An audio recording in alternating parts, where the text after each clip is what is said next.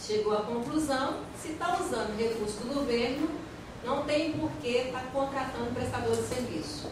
Isso vai dificultar as nossas entidades, porque eu estou atendendo alguém lá em Araguari, eu não tenho uma empresa aberta lá, eu não tenho unidade lá, e por 40 dias eu vou ter que assinar a carteira da pessoa.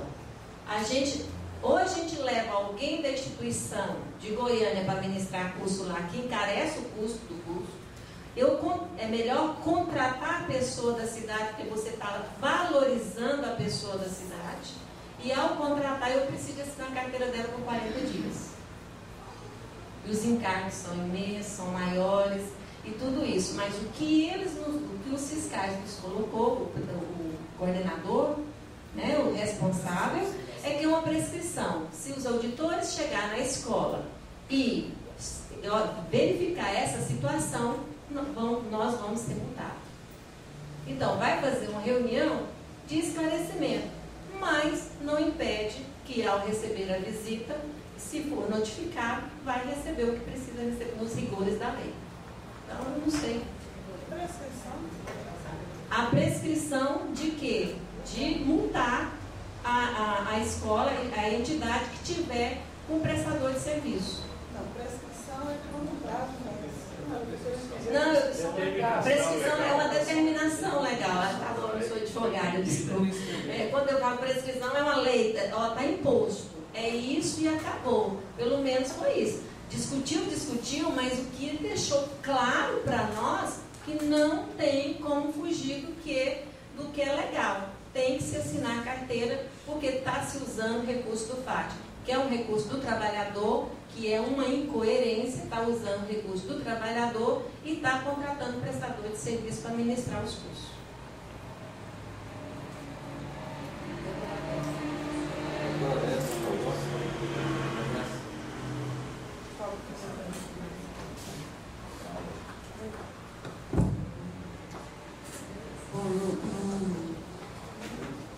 No direito do trabalho, nós temos 3 tipos de trabalhadores. Nós temos o trabalhador normal, né, que é esse que você contrata para trabalhar para você ou para trabalhar numa empresa, que a gente chama de trabalhador propriamente dito. Temos o trabalhador eventual, que é aquele que está ligado a um sindicato, que o sindicato indica, que são o pessoal de carga e descarga. Temos, como exemplo, né? E temos o trabalhador eventual, o trabalhador avulso, que é esse ligado ao sindicato, e o eventual, os 3 hipóteses. Eventual é aquele que você contrata esporadicamente. Tipo assim, se está precisando de um eletricista, você contrata um eletricista para te prestar um serviço. Se está precisando de um profissional, um autônomo, você faz a contratação dele. Então seria o trabalhador eventual. Agora, um auditor fiscal, quando ele chega para fiscalizar, ele tem total autonomia de ação. Ninguém vai dizer para ele que ele é obrigado a autuar, ninguém vai dizer para ele que aquilo ali existe vínculo empregatício. Ele que vai formar a convicção no momento que eu estiver fiscalizando. Então, porque eu sou auditora fiscal, eu sei como é que é isso. O delegado nunca me tirou de uma empresa para falar autua ou não autua. Você forma a sua convicção.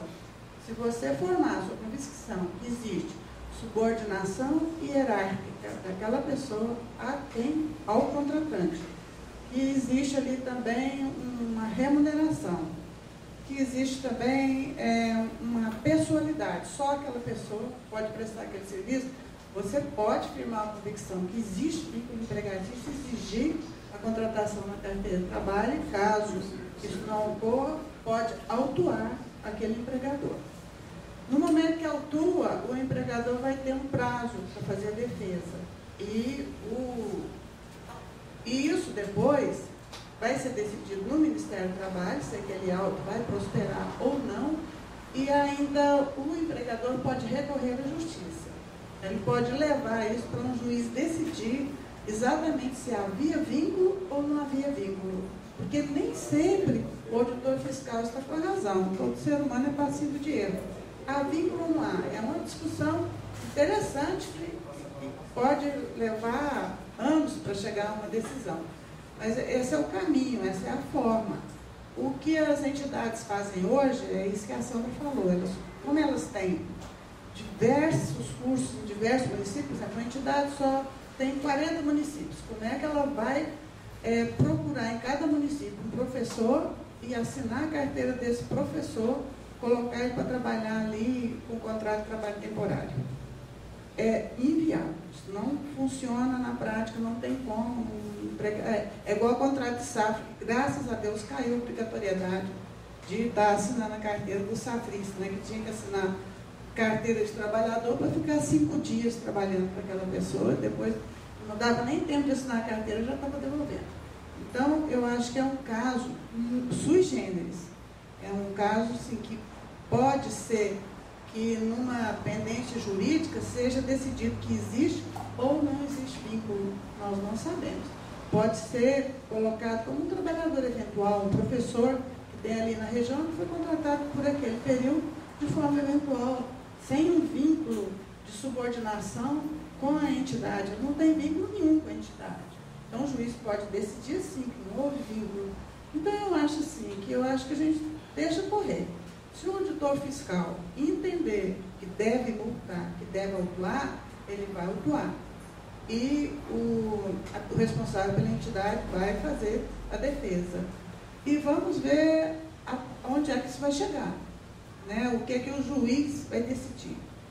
Eu acho que dificilmente haveria uma reunião no CODEFAT para decidir um assunto desse. Eu acho que a decisão seria jurídica mesmo, eu acho complicado isso.